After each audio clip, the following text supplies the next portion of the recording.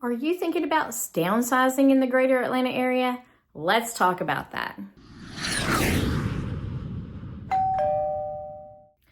Whether you're a senior or a loved one helping someone downsize, I've got 5 tips to help simplify the process of downsizing, avoid some common mistakes you might run into, and explore senior-friendly options in the greater Atlanta area.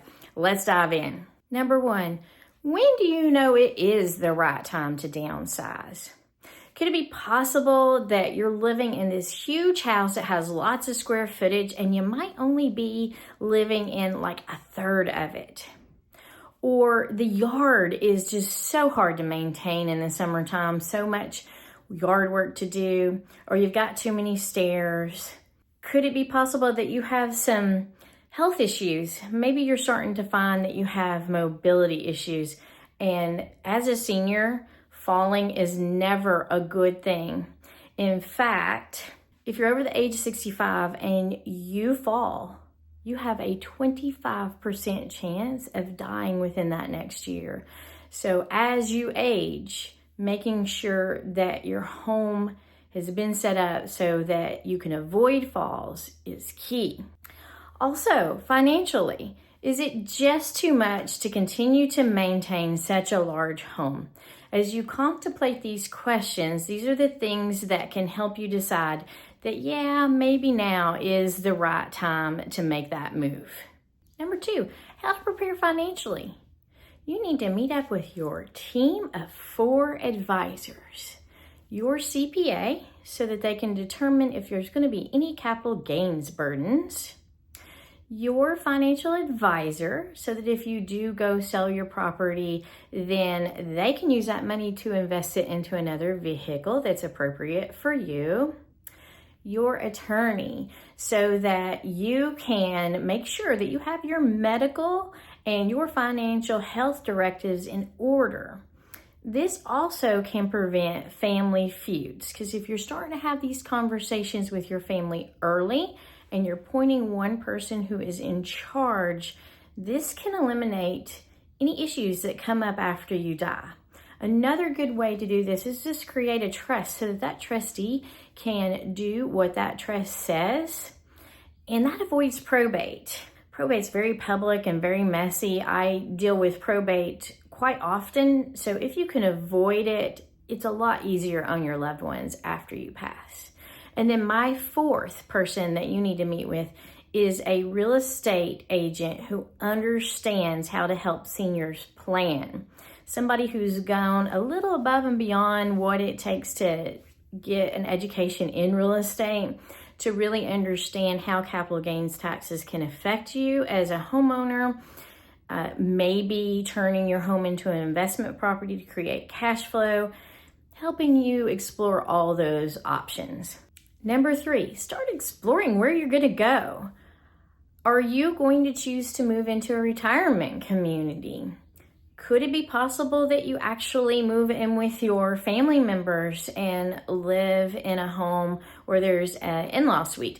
That's on trend right now. There is an increase of family members moving in with family members under one big roof. Or do you just want to go into a home where it is a ranch that doesn't have steps? There also could be the opportunity to move into those 55 plus communities. So starting to look at where you want to be in Atlanta and exploring those options. Now, I live on the south end of town, and one great place to retire to is Peachtree City because you can enjoy the golf cart lifestyle.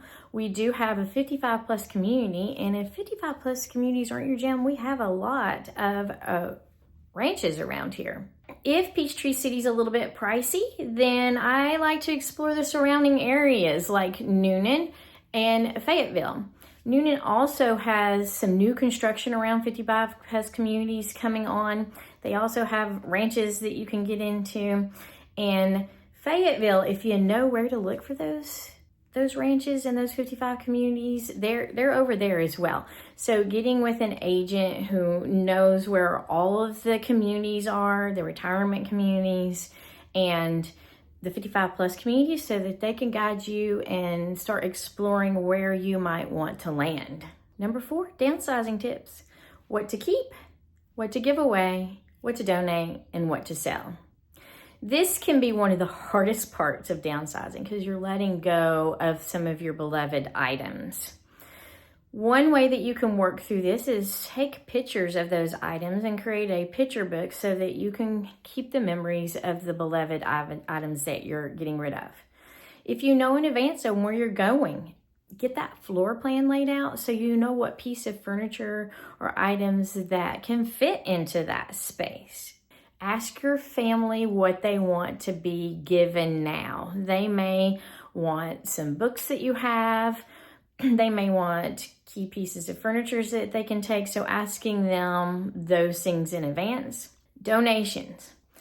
What can you donate to bless someone else? Whether it be somebody who their house is burnt down and they need all new things, or give it over to a consignment shop. Also, what to sell. What do you have value that you can bring in and sell? There are people out there who can help you with this. They're called senior move managers, and they are called estate sale people. You can use them both as people who can guide you through the process. Also, I'm just going to say it.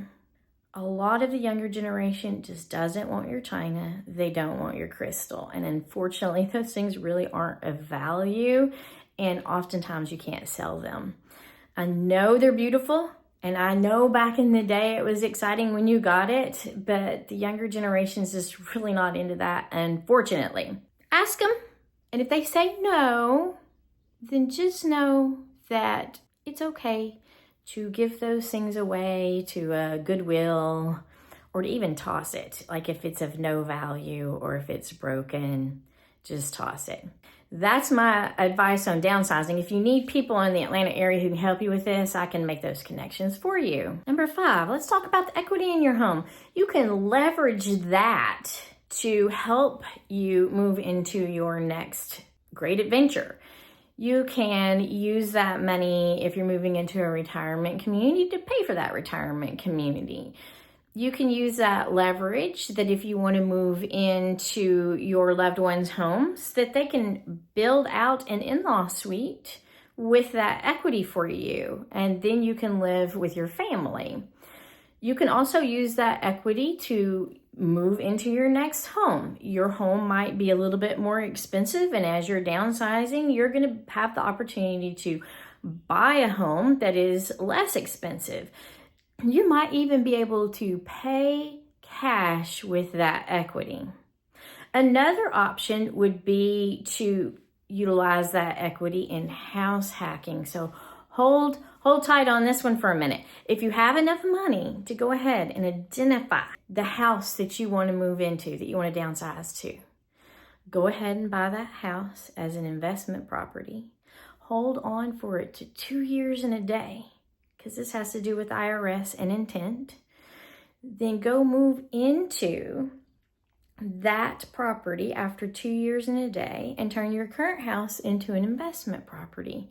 Hold on to that guy for 2 years and a day, and then you might have the opportunity to do a 1031 exchange and split that house up into multiple properties. Maybe you want to go throw it into a commercial property. Maybe you want to go and invest it by using a REIT or a Delaware statutory trust.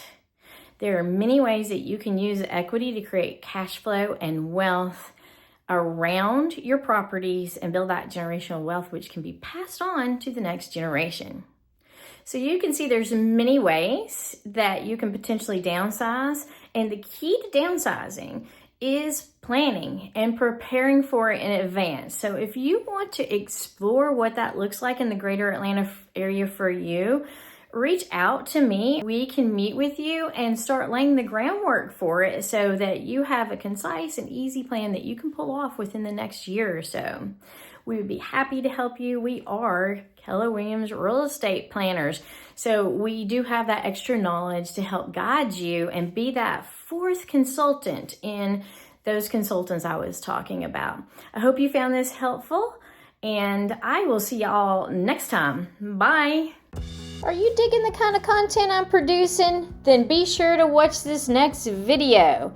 And don't forget to subscribe to my channel. That way, you'll be in the know when I release my next video.